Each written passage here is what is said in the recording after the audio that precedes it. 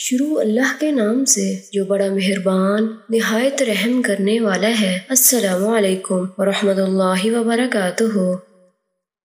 حضرت جریر بن عبداللہ رضی اللہ تعالیٰ عنہ بیان کرتے ہیں کہ رسول اللہ صلی اللہ علیہ وآلہ وسلم نے فرمایا، جو لوگوں پر رحم نہیں کھاتا اللہ بھی اس پر رحم نہیں کھاتا۔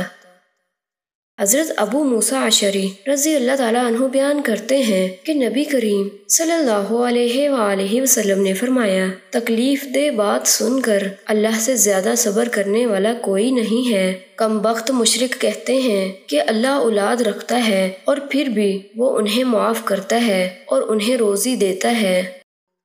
حضرت حماد بن ابی سلیمان طلحہ حمدانی رضی اللہ تعالیٰ عنہ کے واسطے سے عبد الرحمن بن اوسجہ رضی اللہ تعالیٰ عنہ کے ذریعے حضرت براء بن عازب رضی اللہ تعالیٰ عنہ سے روایت کرتے ہیں کہ جب نماز کی اقامت ہو جاتی تو رسول اللہ صلی اللہ علیہ وآلہ وسلم ہمارے پاس آتے اور ہمارے کندھوں کو چھو کر فرماتے، اپنی صفوں کو درست کر لو اور اختلاف مت کرو، کہ اگر تم اختلاف کرو گے تو تمہارے دل بدل جائیں گے۔